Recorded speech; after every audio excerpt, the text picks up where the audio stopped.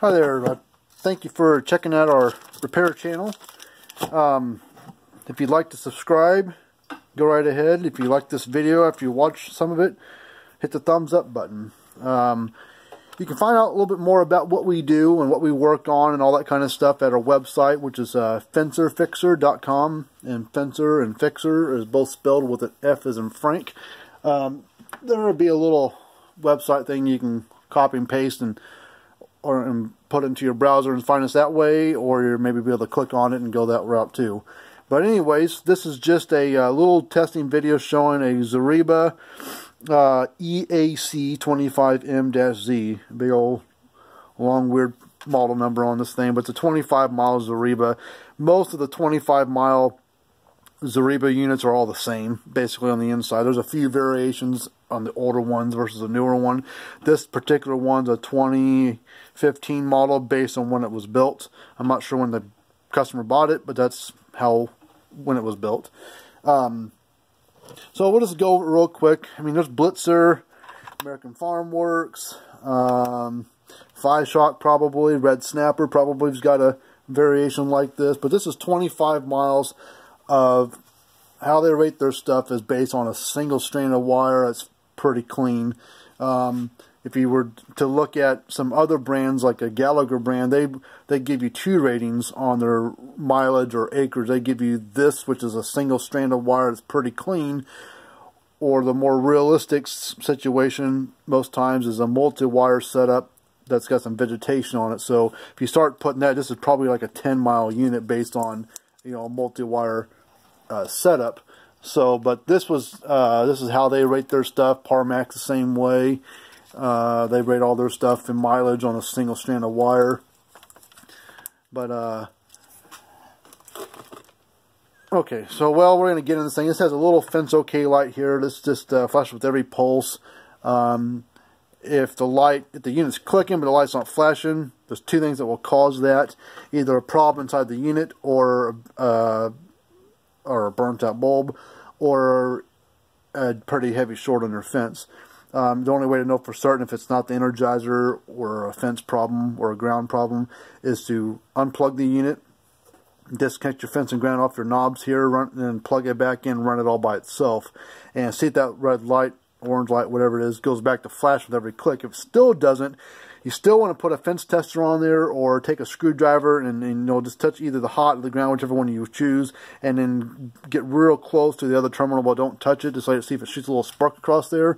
If it does, then even if the light's not flashing, the unit's probably working just fine. You probably got a burnt out bulb. But if you still won't get any kind of you know, pulse from, you know, shock jumping across it, or you don't have a meter to test it with, or if you do have a meter to test it with and you still don't get hardly any voltage out of it, then you know, okay, my problem's inside here, the unit somewhere. But this is what we do. We work on all this stuff, you know, Zareba, Gallagher, Farmworks, Red Snapper, Speed Right, Stay Fix. I mean, if it's electric fence related, old or new, we'll work on it. I don't care how old it is. We worked on things from the 50s to the 2000s. You know, we work on anything. So we'll go ahead and we'll plug this unit in. This is a 110, 120 volt model here in the States. See a little light there flashing.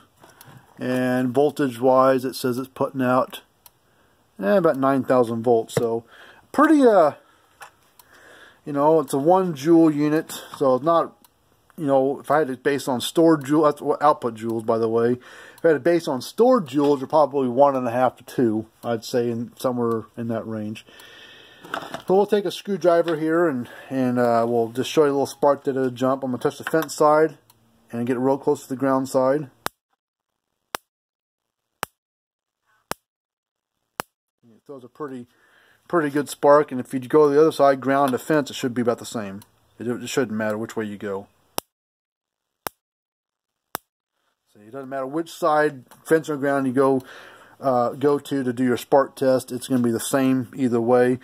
Doesn't mean that your ground's got a bunch of voltage coming out of it, which it does internally, but once you hook up to the fence and ground, it all figures itself out, and there should be hardly any voltage on your ground side. If you get shocked in the ground system, you've got other issues, probably not with the unit, but probably with your ground system.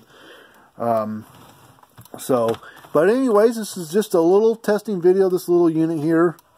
And, you know, hopefully you guys like the video. If you've got one of these and you want to get it worked on, we'd be happy to look at it. We give free quotes on everything that we work on. And once we work on something and you give us the okay and we fix it, we put an 18-month warranty on everything that we do work on. So this is a little 25-mile unit. I think it gets a 1 or 2 year warranty, brand new. And we fixed this unit up, and now it's got a 1.5 year warranty on it. So they save money versus buying a new one, and they get a pretty good warranty behind it at the same time. So most people that send a unit into us, I would say about 90% or better fix a unit. There's only one here, one there that comes through that either isn't repairable because they don't make parts for it or whatever, or it's too far gone, or it's just just a cheap little unit. If it costs $80 new, $60 new, by the time you put freight both ways, that's probably half the money right there is going to be in freight.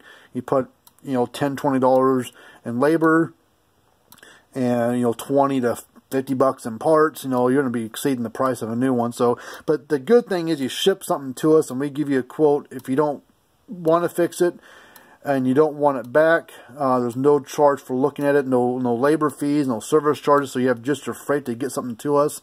And unless you want it back, then the only thing we charge is just the freight to go back. We don't charge you, we still won't charge you any labor, and no hidden fees, nothing like that. We're just a mom-pop shop that works on these things for people. So, and we get units from all over the United States. I mean, we're located right here in the middle of the United States, but we get things from Texas and Connecticut, Wisconsin, the Dakotas, Washington State, California even. I mean, I don't know, there's probably only a few states that we've never got something from, but it's very few and far between. There's not been a unit from a certain state that hasn't come into us for repair yet. So, but hopefully you like the video. Remember to subscribe to the channel, hit the thumbs up button, ask us questions. You can go to our website and ask us questions. You can send me an email. You can find our phone number on there. You can call or text me and ask me questions that way. Ask us questions down there in the comment area. I mean, whatever you got, I mean, we'll help you where we can. So, but until we do another video of how to fix something, we will see you later.